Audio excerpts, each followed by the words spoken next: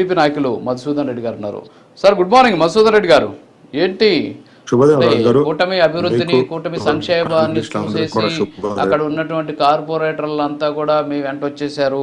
కనీసం బలం లేకపోయినా సరే మిమ్మల్ని డిప్యూటీ మేయర్గా గెలిపించేందుకు వాళ్ళంతా కూడా భారీ ఎత్తున అంటే ఏదేదో ఫ్లో మాదిరి మీ దగ్గరికి పరిగెత్తుకుంటూ వచ్చేసారు అనేటటువంటి ఒక వాదన కూడా కూటమికి సంబంధించినటువంటి నాయకులు కూడా చెబుతూ ఉన్నటువంటి పరిస్థితి. వాళ్ళేమో మమ్మల్ని దాడి చేశారు, కొట్టారు, మమ్మల్ని భయపెట్టారు, బెదిరించారు, కిడ్నాప్ చేశారని చెప్పేసి వాళ్ళు చెబుతూ ఉన్నారు. ఏంటి అసలు ఏం జరిగింది? పక్కన ఉంటారు మీరు, తిరుపతికి చాలా దగ్గరలో ఉంటారు, బహుశా నెల్లూరులో ఉంటారు అనుకుంటాను. ఏంటి అసలు ఏమై ఉండొచ్చు అంటారు మధుసూదన్ రెడ్డి గారు? రాజుగారు శుభోదయం మీకు, తోటి ప్యానలిస్టులందరికీ. నిన్న జరిగినటువంటి డిప్యూటీ మేయర్ ఎన్నిక గురించి మీరు చెప్పినట్లుగా కూటమి వైపు నుంచి అంటే తెలుగుదేశం పార్టీ, జనసేన, భారతీయ జనతా పార్టీ కూటమి వైపు నుంచి అంతా ధర్మంగా, న్యాయంగా, సక్రమంగా జరిగిందన్న వాదన మేము, లేకపోతే వైఎస్ఆర్ కాంగ్రెస్ పార్టీ నుంచి అక్రమాలు జరిగాయని మాట్లాడడం అనేది రాజకీయాల్లో సహజం. రాజకీయాల్లో వైఎస్ఆర్ కాంగ్రెస్ పార్టీ వచ్చి ధర్మంగా ఎలక్షన్ జరిపించారు. చంద్రబాబు నాయుడు గారు చాలా నీతి నిజాయితీగా ఎలక్షన్ జరిగిందని వాళ్ళు మాట్లాడాలి, అక్కడి నుంచి ఎక్స్పెక్ట్ చేయాలనుకోవడమే పొరపాటు.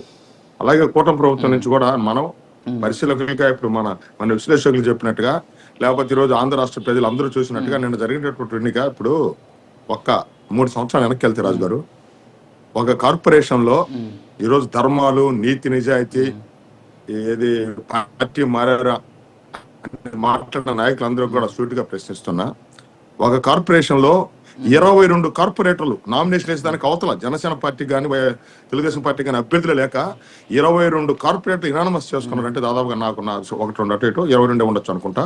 22 కార్పొరేటర్లు ఆ రోజు ఇనానమస్ గా ఏమి దౌర్జన్యం లేకుండా మీరే మా కార్పొరేటర్లుగా ఉండాలా, మా డివిజన్ లో ఎవరు కూడా 2 పార్టీకి మనుషులు లేరు, మిమ్మల్ని మించి పరిపాలన చేసే శక్తి లేదు అనే ఉద్దేశంతో ఆ రోజు 22 మంది కార్పొరేటర్లు ఇనానమస్ ఎన్నుకున్నారు. రాజు గారు ఒకసారి అంతరాత్మ ప్రబోధంతోనో లేకపోతే వాళ్ళ గుండెల మీద చేసుకుని ఆలోచన చేస్తే వీళ్ళు చెప్పే దురాత కాదు, వీళ్ళు చెప్పే అన్యాయాలు, వీళ్ళు చెప్పే అరాచకాలు ఆ రోజు వైఎస్ఆర్ కాంగ్రెస్ పార్టీ పరిపాలనలో ఆ రోజు ఏదైతే మున్సిపల్ కార్పొరేషన్ ఎన్నికలు జరిగాయో ఆ రోజు చేశారు.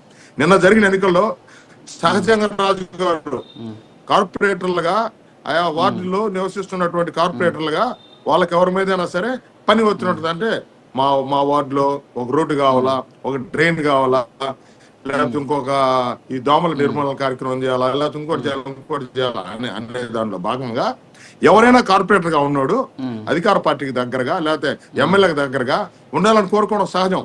రాజు గారు నిన్న జరిగిన ఎన్నికల్లో వైఎస్ఆర్ కాంగ్రెస్ పార్టీ లాగా మేము దౌర్జన్యం చేయాలని ఉంటే నిన్న వాళ్ళకు వచ్చినటువంటి ఓట్లు కూడా రావు. ఆ ప్రజాస్వామ్యబద్ధంగా పద్ధతిగా ఏదైతే ఈ రోజు కూటమి ప్రభుత్వం అరాచకాలకి అన్యాయాలకు పోకుండా ఏదైతే న్యాయంగా జరిపించిందో ఆ జరిపించడమే వాళ్ళ వైపు నిలబడిన దాదాపుగా 20+ కార్పొరేటర్లు ఆ వైపు కూడా నిలబడ్డారు. కాబట్టి అరాచకాల గురించి, అన్యాయాల గురించి వైఎస్ఆర్ కాంగ్రెస్ పార్టీ మాట్లాడితే జనం నవ్వుతారు. రాజు గారు ఒకసారి ఆలోచన చేసుకోవాలన్నటువంటి ఆ యొక్క కార్పొరేటర్లు ఎవరైతే ఉన్నారో వాళ్ళు